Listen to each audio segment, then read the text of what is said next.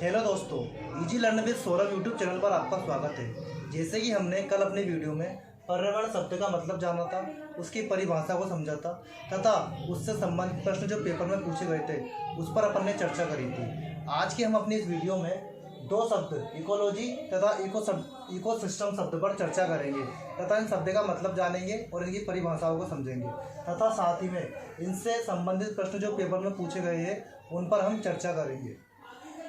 तो सबसे पहले मेरी आपसे रिक्वेस्ट ये है, कृपया करके इस वीडियो को पूरा देखिएगा जिससे आपका इकोलॉजी और इकोसिस्टम शब्द अच्छे से क्लियर हो जाए और इस शब्दों के कंसेप्ट भी आपको अच्छे से समझ में आ जाए।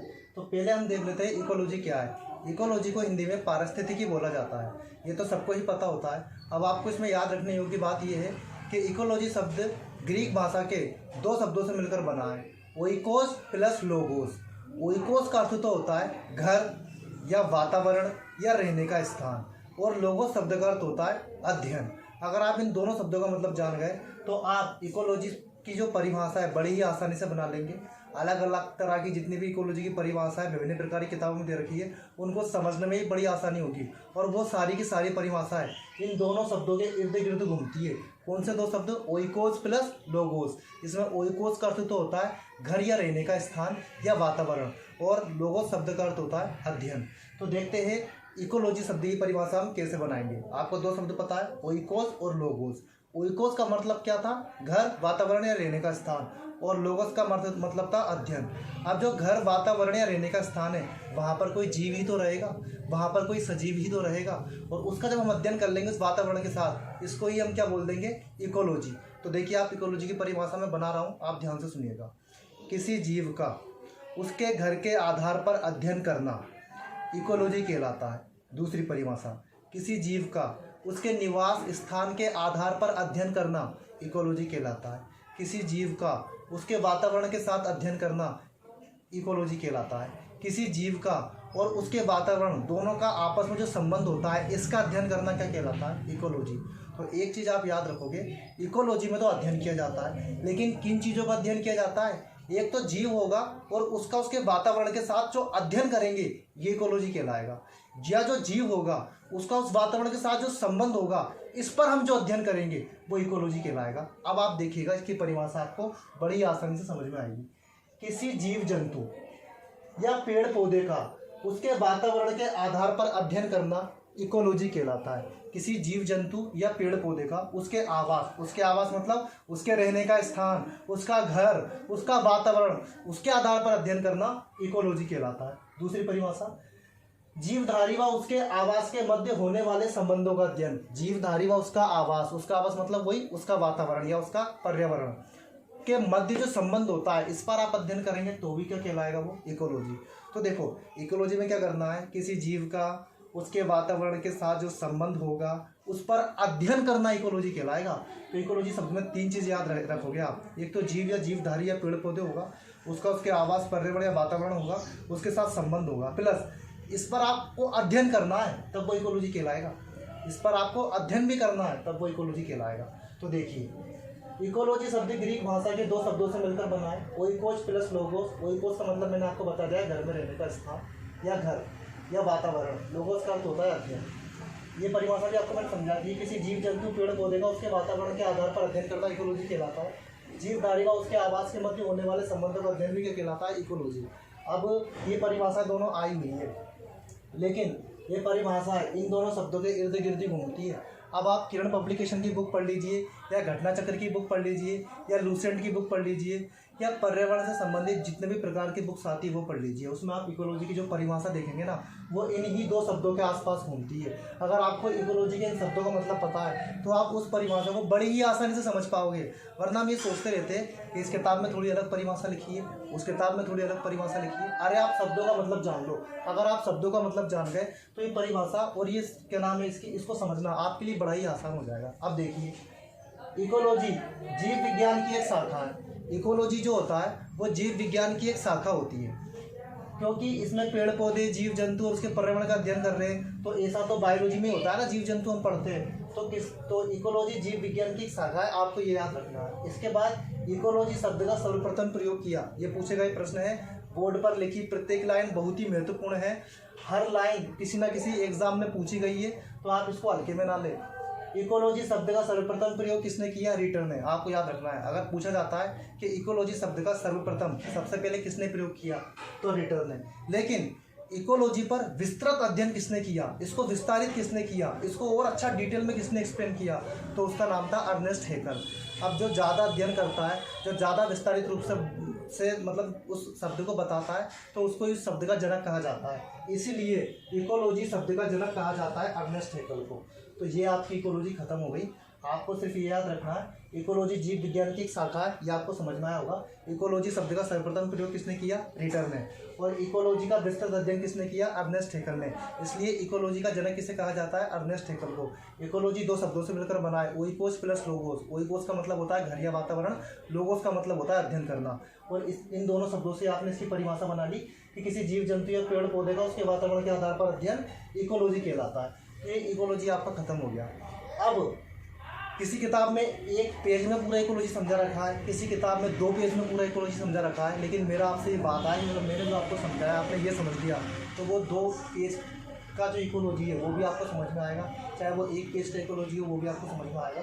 तो इकोलॉजी में यही सब महत्वपूर्ण है, इसी के इर्द गिर्द प्रश्न घूमते हैं, और ये जो लिखाया है ये सारे प्रश्न पूछे गए हैं, इसका मतलब आपको समझ में आया होगा। इसके बाद हम इकोलॉजी के बाद पढ़ने वाले हैं इकोसिस्टम। जिस प्रकार से हमने इकोलॉजी शब्द को समझा, इसी प्रकार हम इकोसिस्टम शब्द को समझते हैं। लेकिन मैं आपको याद दिला दूं कि कल मैंने आपको इकोसिस्टम, इसको हिंदी में पारिस्थितिकी तंत्र बोलते हैं, कल मैंने आपको इसके बारे में थोड़ा बहुत बताया था। मैंने क्या बताया था कि इकोसिस्टम और पर्यावरण में क्या अंतर होता है। मैंने बताया था कि जैसे मान लीजिए कोई जीव है, ये कोई जीव है, इसके चारों ओर का जो वातावरण है वो तो पर्यावरण कहलाएगा, लेकिन ये जीव उसमें नहीं आएगा क्योंकि ये इसके सापेक्ष बात कर रहे हैं। जबकि इकोसिस्टम में मैंने क्या बताया था कि ये जीव तथा इसके आसपास का जो वातावरण है वो दोनों मिलाकर इकोसिस्टम का निर्माण करेंगे। तो इकोसिस्टम में सापेक्ष वाला जीव भी काउंट कर लिया जाता है, जबकि पर्यावरण में सापेक्ष वाला जीव काउंट नहीं किया जाता। तो देखो इकोसिस्टम क्या है, एक विशेष क्षेत्र में किसी जीव या प्रजाति का उसके वातावरण के साथ जो संबंध होता है वो इकोसिस्टम कहलाता है। देखना, एक विशेष क्षेत्र में, एक विशेष मतलब एक निश्चित क्षेत्र में, इकोसिस्टम का जो क्षेत्र होता है वो निश्चित होता है। एक विशेष क्षेत्र में किसी जीव या प्रजाति का, कोई जीव हो सकता है या कोई प्रजाति हो सकती है, पेड़ पौधों की हो सकती है, जीव जंतु की हो सकती है, का उसके वातावरण के साथ जो संबंध होता है उसको इकोसिस्टम कहते हैं। आपके मन में कन्फ्यूजन आ रहा होगा कि यार ये लाइन तो यही लिख रही है और ये लाइन यहाँ लिख रही है, तो इकोसिस्टम इकोलॉजी एक जैसा क्यों नहीं लग रहा? एक जैसे तो होने चाहिए ये, लेकिन अंतर है भाई, यहाँ पर आप उनके संबंधों का अध्ययन कर रहे हो, इकोलॉजी में तो आप इन संबंधों का अध्ययन कर रहे हो। तो देखो अध्ययन अध्ययन अध्ययन, अध्ययन शब्द मिलेगा इकोलॉजी में, जबकि इकोसिस्टम में आप अध्ययन नहीं कर रहे हो, इकोसिस्टम में आप बता रहे हो इकोसिस्टम क्या होता है। तो कोई जीव होगा, जैसे देखना ये जीव और इसके आसपास का जो वातावरण है, इस जीव का उस वातावरण के साथ क्या संबंध है और उस वातावरण का इस जीव के साथ क्या संबंध है, यही क्या है इकोसिस्टम। तो इकोलॉजी में इसका अध्ययन कर लिया जाएगा और इकोसिस्टम में क्या है, केवल संबंध बताया जाएगा।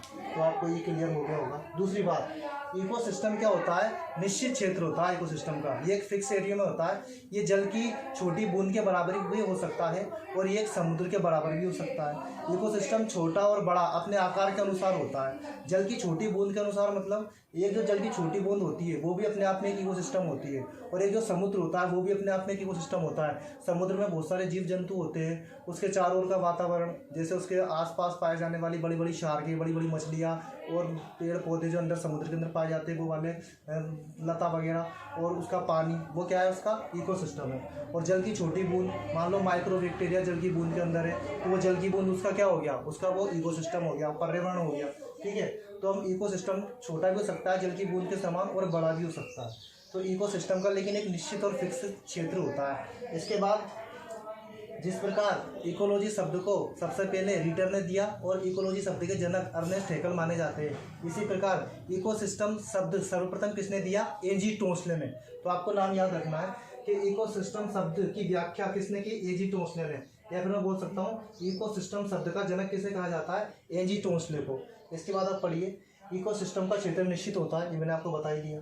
यह जल की बूंद की तरह छोटा भी हो सकता है और समुद्र जितना बड़ा भी हो सकता है। इसके बाद देखिए, इकोसिस्टम में कार्यशील क्षेत्रीय इकाई है तथा खुला तंत्र है। इकोसिस्टम में क्या होता है, जैसे मान लीजिए एक जंगल है, उसमें शेर है। अब उसके चारों ओर का वातावरण तथा शेर, इन दोनों के मध्य जो संबंध होगा, ये इकोसिस्टम है। अब देखिए, इसमें लिखा है कि इकोसिस्टम में कार्यशील क्षेत्रीय इकाई है। अब शेर हिरण को मारकर खाएगा तो कार्य कर रहा है ना वो, और हिरण भी अपनी जान बचाने के लिए भाग रहा है, तो कार्य तो दोनों कर रहे हैं। तो कार्यशील क्षेत्रीय इकाई मतलब गतिशील है। इकोसिस्टम में एक कार्यशील क्षेत्रीय इकाई है, स्थिर इकाई नहीं है ये। इसके अलावा तथा ये खुला तंत्र है। ये खुला तंत्र है मतलब देखिए, चिड़ियाघर में जब कोई जानवर बंद होता है, अगर आप उसको कुछ भी चीज़ खाने को देते हो तो वो खुला तंत्र नहीं है, क्योंकि वो आप दे रहे हो उसको कृत्रिम रूप से, वो स्वाभाविक रूप से थोड़ी खा रहा है उस चीज़ को।